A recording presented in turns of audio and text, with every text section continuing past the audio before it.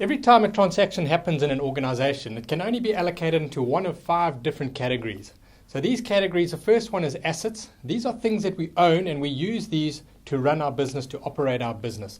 So examples of these are land and buildings, our equipment, our machinery, our computers, our inventory that we have in our businesses, in our stores, the money that we have in the bank is an asset, and also any money that is owed to us from our debtors, from our accounts receivable for inventory that we've sold on account to them. That is also recorded as an asset. Asset, things that we own and we use them to run our business. So that's the first category. The second category is our liabilities. Now this looks at all the money that we owe out of the business. So examples of liabilities are going to be things like loans, any bank overdrafts that we might have. When we buy our inventory from our suppliers on credit, it's what we call accounts payable. That's recognized as a liability. It's money that we owe to our suppliers. So those reflect the amounts that we owe out of our organization to other parties. That's our liabilities, the amount of money that we owe. The third category, similar to liabilities, is what we would call our owner's equity. And this essentially is the amount of money that belongs to the owners of the business, of the organization. And it's made up of the amount of money that they initially invest into the business or buy the shares for in the business. And we add any net profit that we generate as a business gets added to their equity, and any net losses that we generate as a business gets subtracted from their equity. So it's the amount of money, again, that we owe to the owners of our organization. The fourth category is what we would call income. Now, income, this looks at all the money that we earn as a business, as an organization. So primarily it is made up of our sales. This is looking at the inventory that we've sold at the selling prices that we're selling it for. Other examples of some incomes are interest received on our bank accounts. If we receive commission, if we receive royalties, that is all reflecting and showing income that we are earning as an organization, as a business. And then the last, or the fifth category, is what we call expenses. And this is essentially the costs of running our business. So these are used up during the month or during the period that we're operating and reporting on. So examples of expenses, the first one is what we would call cost of sales. And this looks at the cost price of the inventory that we've sold. Remember, once we've sold the inventory, we no longer have it. So the cost of that inventory now gets written out of our business. Other examples of expenses are going to be things like salaries and wages, rent, telephone, electricity and water, depreciation, bad debts. All of these things get used up during the month or during the period that we're operating for. So those are the 5 categories. We have our assets, our liabilities, our owner's equity, our income, and our expenses.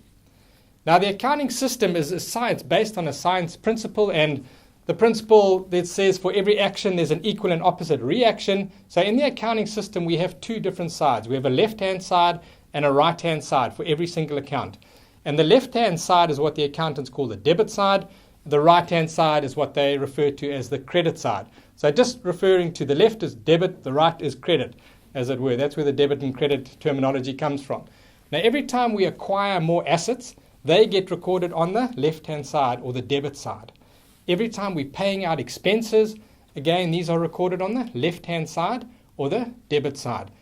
On the right-hand side, if we're borrowing more money or if we're increasing our equity, that gets recorded on the credit side. Or if we're receiving or earning incomes, those also get recorded on the credit side. So we have our assets on the debit, our liabilities on the credit, we have our expenses on the debit, and our income on the credit side. That is the only space where those transactions can get recorded. So that is the framework as it sits up: 5 categories: assets, liabilities, income, expenses, and owner's equity, and 2 sides, a debit side and a credit side. Now, when we get to the end of the period that we're reporting on, what we would do is we would take the income and the expenses out. All of the income and expense accounts gets pulled out, and those get summarized into a financial statement that we call the Statement of Comprehensive Income.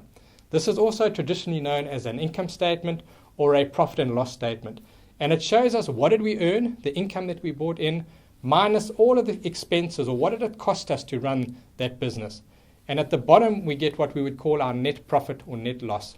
So a simple illustration of what a statement of comprehensive income will look like: we'll start with sales, then we'll subtract our cost of sales, and this will show us what we call gross profit. That is essentially the profit that we've made on the buying and selling of product. Very important figure for us in retail. It shows us how much money we've made purely on the buying and the selling of that product. We would then add any other income that we might have earned, subtract all of the other expenses or costs for running the business, and right at the bottom we're going to have our net profit, or if it's a negative figure, our net loss at the end there. Now that net profit or net loss, that belongs to the owners of the business, and that gets added onto their equity in our statement of financial position. So the net profit or net loss that we generate right at the bottom in terms of the Kuba game, the team or the player with the highest net profit is going to be the winner of the game. So income and expenses go into our statement of comprehensive income. Then we take our assets and our liabilities and equity, and those get summarized into a statement called a statement of financial position. Now, every single time a transaction happens, it impacts our statement of financial position.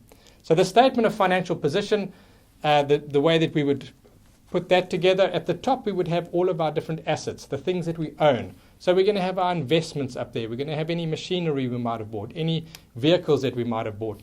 That is what we would call our non-current assets. Now, non-current assets refer to assets that are not going to be turned into cash within the next 12 months. We then have a category that we would call current assets. Now, these are assets that we are likely to turn into cash in the next 12 months. So that is made up of our inventory, our accounts receivable, and our cash or our bank. So we would add all of our assets together, and we're going to get a total for our total assets in our business. We then list our equity and liabilities at the bottom section of the statement of financial position. And we start off with our equity. This looks at our share capital, how much was invested in the business to start with. And we would then add any net profits or subtract any net losses that we made. And that will give us what our equity is worth, what is owed to the owners of the business. We then list the rest of our liabilities. We'll have our non-current liabilities, those liabilities that are going to take longer than 12 months to repay, which in our example here is going to be our loans. And we would then have our current liabilities, which are going to be the liabilities that are going to be paid within the next 12 months. And that is going to be our accounts payable. So once we've listed all of those, we would add those down and we would get a total for our total equity and liabilities.